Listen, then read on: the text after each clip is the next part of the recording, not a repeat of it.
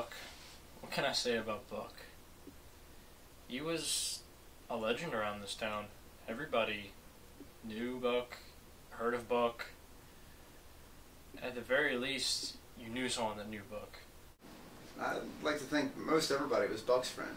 Anybody he met, he pretty much got along with. I mean, he was a real friendly guy. He was, people just loved to come up and they come up, real familiar, kind of pat him on the head, and he'd always be happy. He'd come up, he'd run up, kind of wagging at him. Sure, I've heard my fair share of wild stories about Buck, but I mean, some of them have to be true. There's enough of them floating around. I heard a story once. He was in Nam, and he was in this helicopter. It was getting shot down by the Viet Cong, and he jumped out 60 feet up, and he grabbed another man with him. And without a parachute, he went all the way down, he crashed to the trees, and he landed on his back, and he saved that man's life. He just landed right on top of him. He cushioned his fall. And then, with 2 broken legs, Buck dragged him all the way back through the jungle, 25 miles back to base camp, and got him back, and they were both okay. The only true story that we know about Buck is that August, Mrs. Madeline's boy fell into the river, and Buck, being as selfless as he is, he jumped right in, pulled the kid to shore, and saved his life. But that one act isn't enough to get him to the Hall of Fame, full of these incredible people that have done so much for this town and meant so much to us. They want to deny him for technicalities. I mean, he was a great man, just a hero, a champion to this community, and people, they just want to get down on him for what he looked like and where he came from, and who his mother and father were, and not the man that he is. The Town Hall of Fame isn't just for people that do a bunch of single good acts. Honestly, it's about people that do the best for the community as a whole. The whole community needs to benefit from these people and the things that they do, not just certain individuals from certain individual acts.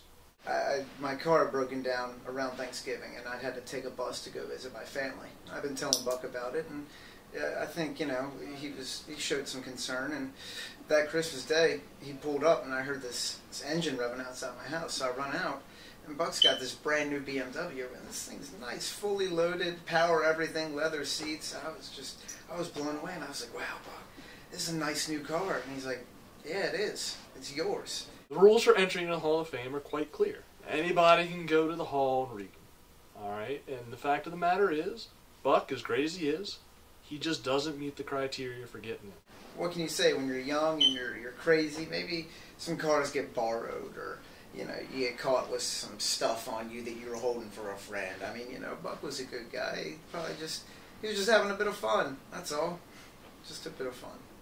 There were a few accounts of vandalism. Usually someone's yard. Buck had a problem. He liked to dig.